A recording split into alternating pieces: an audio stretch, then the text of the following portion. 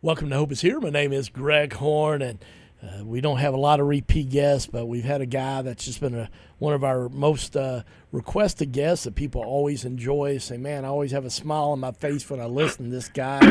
And Tommy Lanham is going to be with us. He's no stranger to Hope is Here listeners. Used to be a pastor in church here in Central Kentucky, but he's been up in the big city of New York the last few years, and he's going to be in Lexington, though, in September with a conference that I'm going to be a part of, and we're going to be talking more about that. But Tommy, man, thanks for being with us today. Always love when you're on.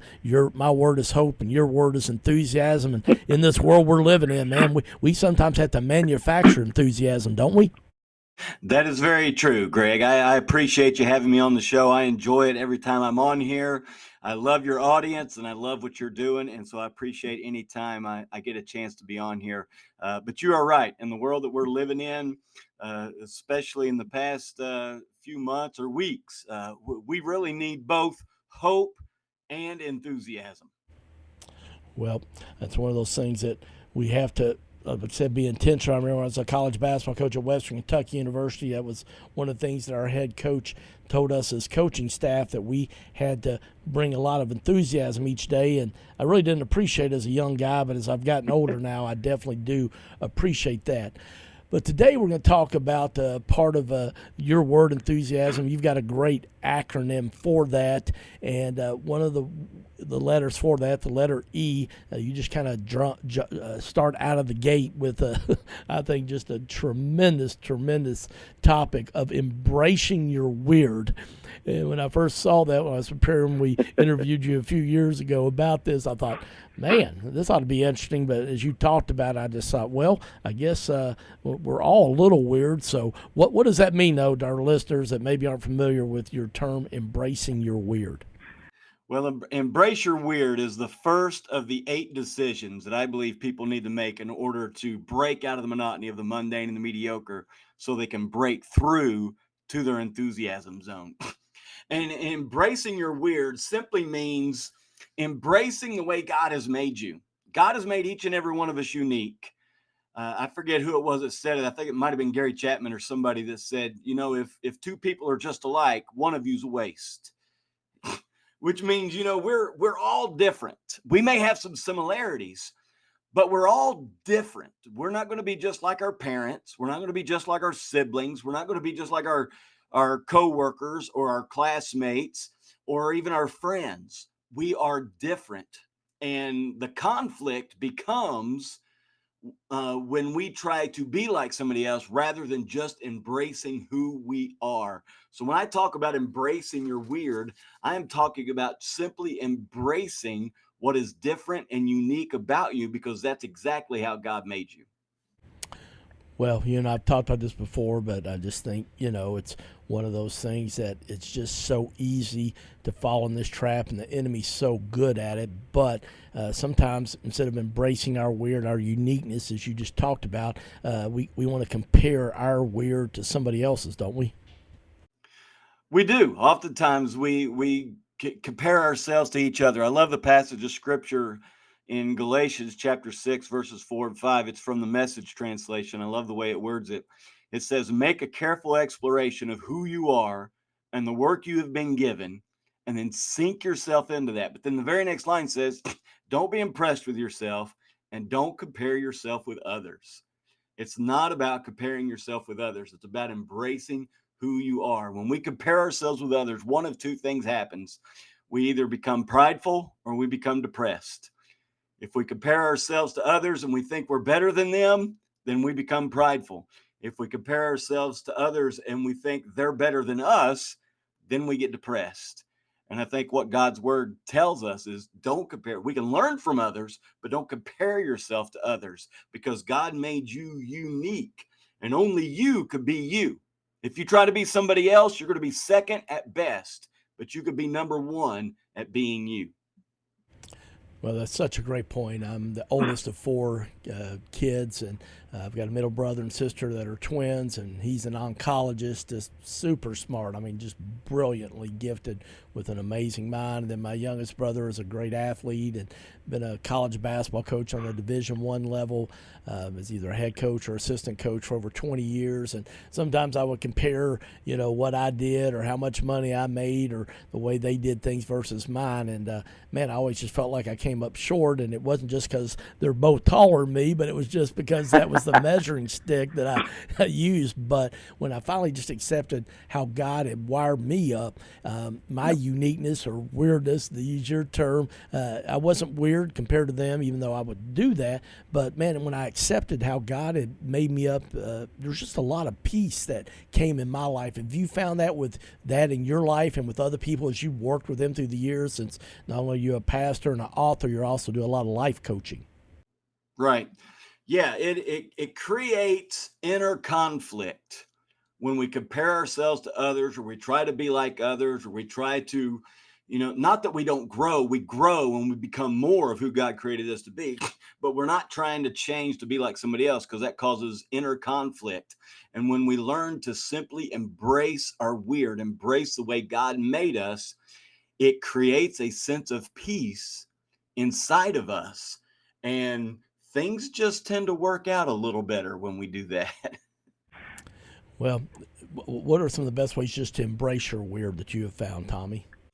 Well, one of the best ways, I think, is to understand your personality style and other people's personality styles and how they can work together.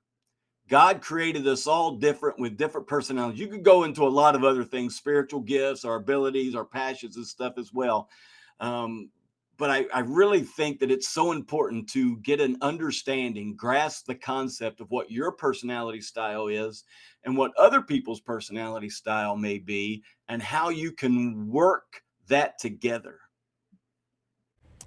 Well, one of the things that we all do have different personalities, but talk about what some of the different personality styles are, Tommy. Well, that's an excellent question, Greg.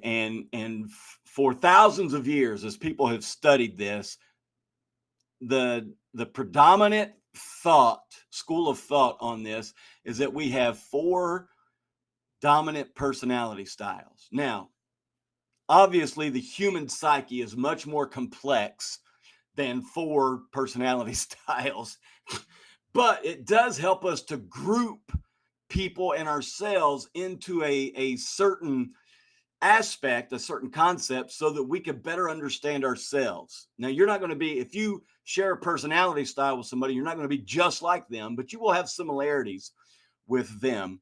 And you'll find a lot of different terminologies for this. I bring my terminology straight out of the Bible, where Jesus was asked, what is the greatest commandment? And his response was to love the Lord your God with all your heart, soul, strength, and mind. Those four areas make up the whole person. But each one of those is one a little more dominant than the others.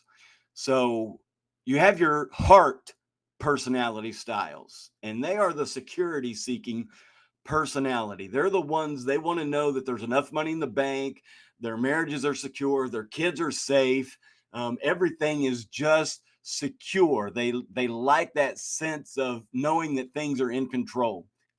The second personality style is what I call the bodies, and they are the adventure seeking personality. They like to have fun, they live for the moment, they love to do new experiences, they like that adrenaline rush, they like to go out and seek that adventure.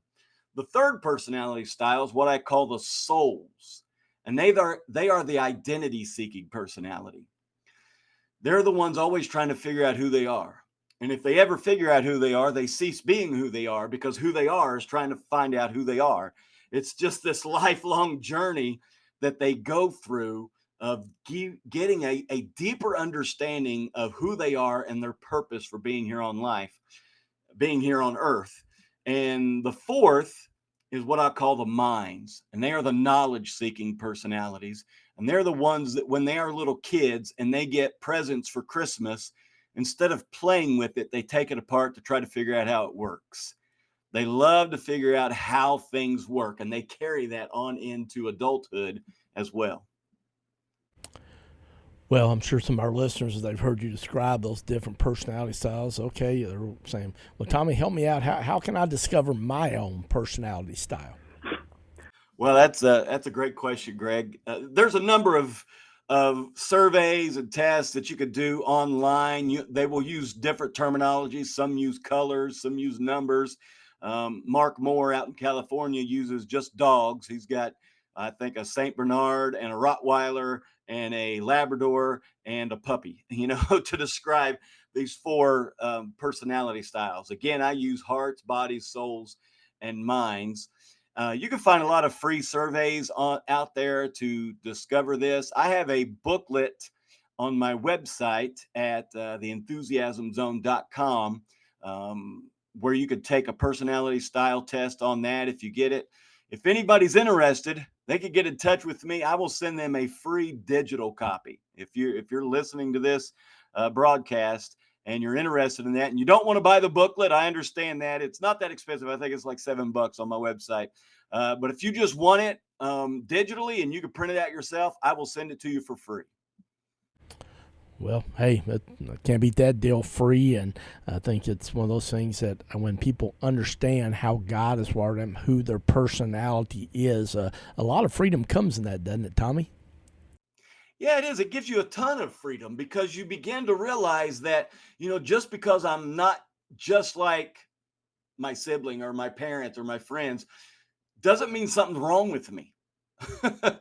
It just means that you're different. And when you understand how you're different, how you communicate different, you think differently, you see the world differently, then you can, like we talk about, embrace that. And it makes all the difference in the world. And when you embrace not only that in yourself, but embrace it in others and understand that they're different too, because our natural tendency is to expect everybody else to be just like us. And nobody else is just like us, nor do we need them to be. God created us different because that's how the world works. I get so excited about this stuff, I can't get my words in order. That is the way the world works best, is when each of us embraces our weird and the weird in others. Well, I know for somebody listening today, they needed to hear this. And, man, there's going to be a great opportunity coming up. Tommy's going to be here in person in Lexington, Kentucky on the weekend of September 6th. And tomorrow we're going to be sharing about this just incredible opportunity he's got. It's called the Enthusiasm Experience 2024. And he is going to help you find your enthusiasm zone. He's going to help you be able to embrace your weird or your uniqueness. And Tommy, we're going to be talking in more detail about that tomorrow. But for our listeners that are thinking, you know what, man, he's kind of got my attention, what's the best way for them to register for this conference? You could go to theenthusiasmzone.com. Let me say that again, theenthusiasmzone.com. It's right there at the top of the page. It says Enthusiasm Experience. You could click on there, read more about it, and you can also register for the event. All right. And then one of the things I'm excited about is know that you're going to give you're offering a special rate for our Hope is Here listeners. Is that right? Absolutely. This retreat is $497. But for those of you that are friends of Greg Horn at Hope is Here, I am offering the friends benefit of $97. I mean, that's $400 off. But we love Greg and we love Hope is Here and we love the audience for Hope is Here. And we are wanting you to get the benefit of this. So it is $97 and the code for getting on there is Hope is Here. If you just type in Hope is Here when you register, you will get the $97 price for that. All right. Well, I'm going to be honored to be a part of that on that Saturday, so I hope you will go to theenthusiasmzone.com for more information and register and take advantage of that. If you're driving, you can go to our website, hopeisheretoday.org, and listen to the podcast and get all that information. But the good news is Tommy's going to be back with us again tomorrow as we continue talking about how to get in your enthusiasm zone on Hope is Here.